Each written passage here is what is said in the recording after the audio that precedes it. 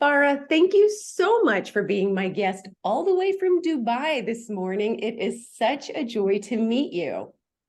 Thank you so much for having me on your show. Really happy to be here.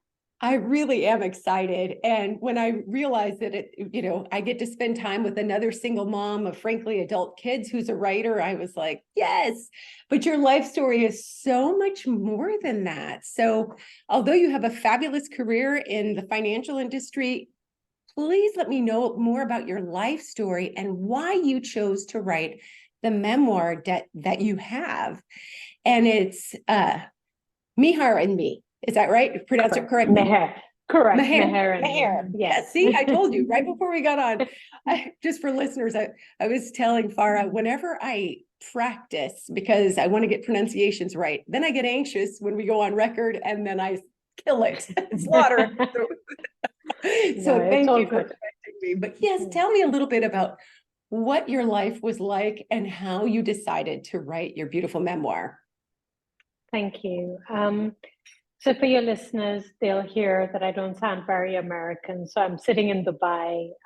I was born in London. I'm a Parsi by faith, and the religion is Zoroastrianism, for those that might have heard of it.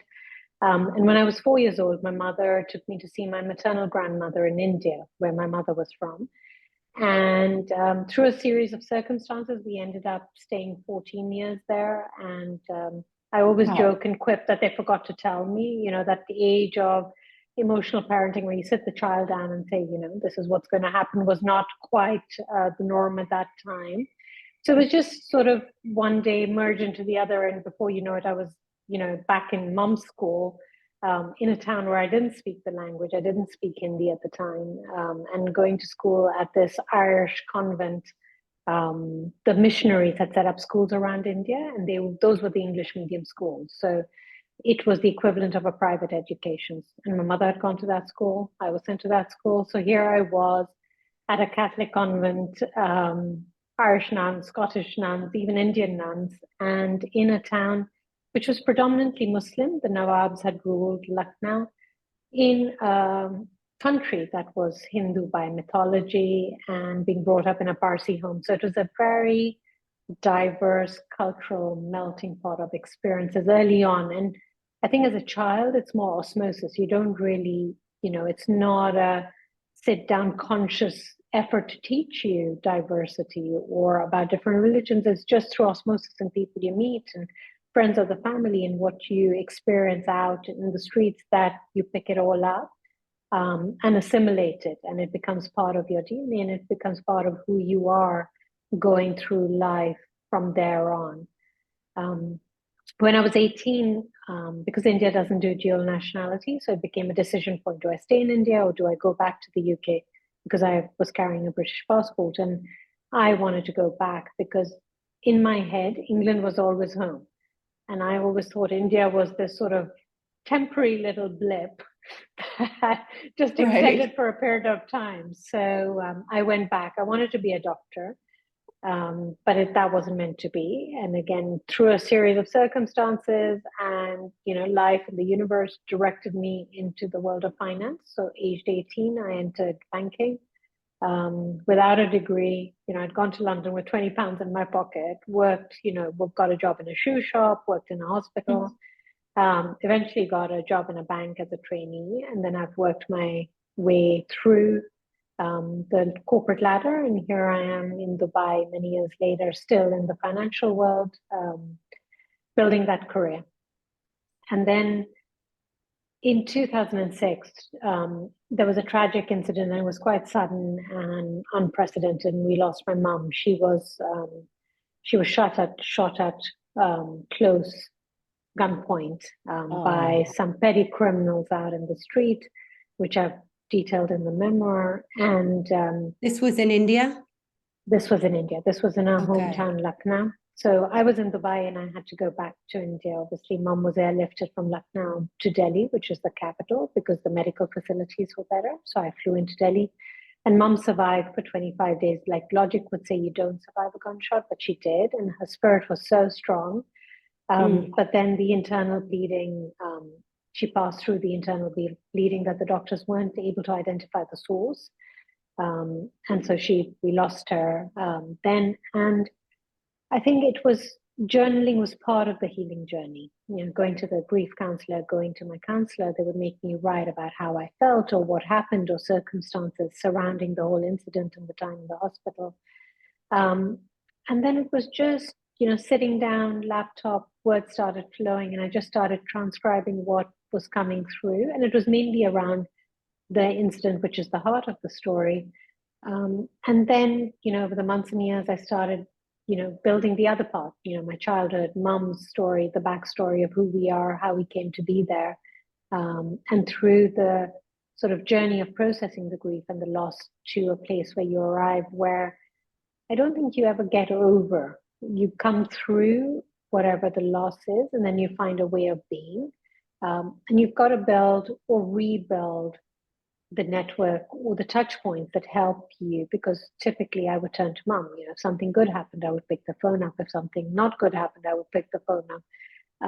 And with that absence, you learn maybe self-reliance, you learn emotional strength, you figure out how you navigate anything that comes at you in your own way, or you find other people that support you through the journey. Wow. I mean, I imagine there was so many mixed feelings as you were writing and in kind of doing the research on your mom's backstory, because I can only imagine as a small child, when you ended up in India from London, that could be very traumatic, It was displacing. It was very Yes. displacing. And it's kind of that sense of belonging.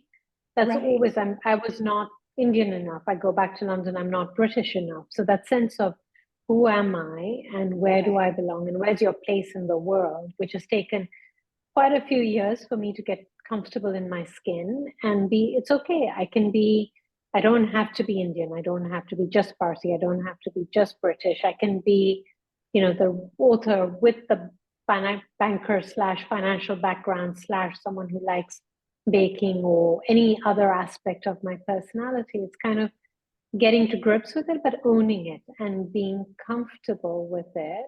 That you're just, you're sort of slightly more laid back about it. I love that. I mean, I've come to find that if you don't feel like you fit in any one place, that can be a little bit of an ache and a longing, but the advantage is you fit in just as poorly or as well everywhere. You learn that everywhere you're home because, you are home. You are home. Correct. So Correct. And that's so true. I mean, I say, the body is the home to your soul. You only have this one home. When I'm talking about, say, my yoga or nutrition or the lifestyle choices I make. But I feel as at home in India, as I do in Dubai, where I live today, as in London, and I can straddle the geographies, but also the cultures with ease without having to stop and think or reset. It's very natural and it comes naturally. So yeah, I'm at home most places, and you summed it up perfectly. Oh, that's beautiful. And what was it like? Now you're a mother, so you're writing about these things that happened as you were being raised in the different places you lived. What did your kids think about your writing? Did they have interest, or were they just like, "Oh, mom"? Yeah, they were teenagers at the time, so I think it was more the "oh, mom." When I had finished refining it and revising it, and it went through a series of revisions and edits, and do I go the traditional publishing route or do I self-publish? And just was I going to make it into fiction, or was I going to keep it as I had narrated it, which was very factual and sort of my voice? Anyway, once I had the finished product, my daughter read it and gave me some pointers, which were actually she was good and spot on in some of the comments she made. My son didn't read it till it was published, but gave me good feedback. So they both read it now, and they're both good with it. But at the time, it was just like it's another one of mom's projects kind of thing. But they were teenagers, so you can't really blame or expect too much. We have to hold appreciation just for the fact that it's anxiety producing when somebody publishes memoir in your family. And the other minor or main characters didn't necessarily ask to be in a book. So for my It's one has never read my book. And I think the only reason she watched it with me when it became a movie was because I sat with her and made her do it. I got permission Well, to important well personal done you. about her, but she just had, it just made too much anxiety. And to this day, I think maybe if I die, she may read it then, but she may Oh, not. no. It's okay. I mean, it's going to happen someday, and maybe she will and maybe she won't. But I always find it interesting to see what kids do. So as you were writing it, do you have relatives in India that know that you did this, or is it They just pretty did. much Yeah, okay? so the immediate family, I shared the sort of final draft. I also, my mother's brother was part Right, of the support system in giving me the backstory and validating some of the facts that are predate me. And right. my brother features in it, so obviously shared it with him to make sure I hadn't, like I'd got it factually correct and he was comfortable with what I was saying. So I did share it with I some love members it. to get their feedback, input, and just make sure they were emotionally okay with what was going out. That's beautiful. And you have that kind of family that you can do that with, and Yeah, you can get constructive feedback. So yeah. that is absolutely beautiful. And what ultimately was the response with your book from family and then from strangers? What's been maybe the most surprising thing in becoming an author? I means overarching, it's been great response. But I think what really touched me was a couple of male colleagues who obviously when they heard I'd published a book, bought it. And the heartfelt response, like really emotionally deep responses, because it touched a nerve in them because they've lost a parent, for example, one of them. And he shared with me what he went through with his parents and his dad. And the other one, equally very raw, very, very sort of vulnerable about how he felt and the amount of tissues that got consumed through reading it. I just felt like it's touched people who may or may not have known my backstory. When people meet you, they take you on face value. They may not know everything that's gone into making you the person you are, or anything that you've experienced that you don't share with them. So that was really touching and really kind. And it's been sort of very good, very positive. I get, it's an easy read. I couldn't put it down. I really wanted to get to the end. I stayed up till 4 a.m. reading it, and it touched and I cried. So it's getting an emotional response and hopefully Right. sharing a message for people to either take something from or pass on to people who might need it, need to hear about it at the particular time. That's beautiful. That really is. Thank you. That there's that universal piece that resonates with your readers. Fantastic. Thank you. Job well done. Are you writing anything more now, or are you just working a little bit of book promotion while you do your other job? A little bit of book promotion while I do my other job, but the ideas are sort of in the head and brewing for, another book. There's a section that I don't elaborate on, which are my London years, so to speak, and every mistake I made between age 18 and 30 till I left. So I think that might be a book on its own. And then because I cook so much, there's been a lot of requests for a book with recipes or the bits I bake and what I take in. And each of the recipes might have a story attached to it as to the source of it, whether it came from my mother or my grandmother or passed down, Oh, or things like that. So it's a couple of ideas brewing, and we'll see when inspiration strikes. that's beautiful. And how do you feel like your mom would have felt about the book? Well, I hope she would be very proud, and I hope she would have enjoyed the read. And it's a homage, it's paying homage to her. It's her legacy. She is the heart of the story. So I'd hope she'd be quite pleased. But, I say in the book, in India, we believe you shouldn't praise your own because it sort of attracts the evil eye. So Nazar in India. So mom wouldn't ever praise me to my face. She might say something obliquely complimentary, but never a full on, you look nice or you did a good job. And I used to say to her, why would you not, And she's like, A, I didn't want Nazar to come on you. And B, I needed you to be strong. And I'm like, okay, enough with the strengthening child, because I think we've overdone that. But it used to be really interesting. To my face, it would be, not the praise, quite the opposite. But behind my back, I'd get feedback that, oh, she said you did this well, or something like that. So it was an interesting, interesting sort of thought process there. Reverse psychology at its best. That sounds, yeah, it sounds like you probably have a lot of then books to write that could be funny and fun. That's wonderful. I also love that you were able to pay homage to her, not the tragic ending, because, and in my day job, I am doing some true crime interviewing for a YouTube channel. But it's so important that we all realize that our lives are not our death. That's just the end that we will inevitably have in any kind of different way. It doesn't mean that it doesn't matter or that it didn't hurt the way she died, but that didn't define her. She had a whole life that sounds like it was very interesting and maybe a little quirky and fun. And she is not her ending, and you've managed to keep her in her story. Correct.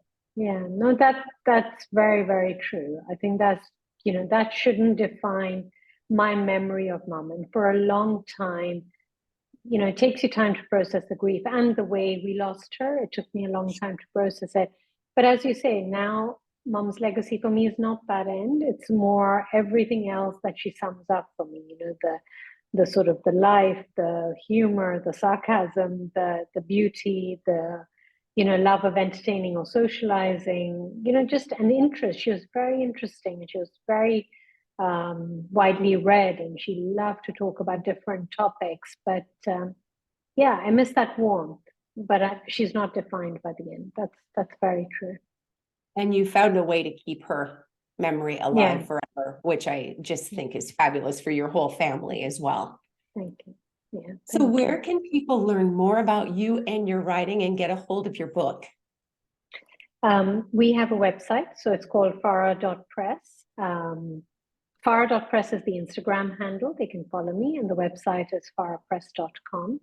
And on the website, there's a link to be able to order the book directly from any of the online retailers. So Amazon or Ingram.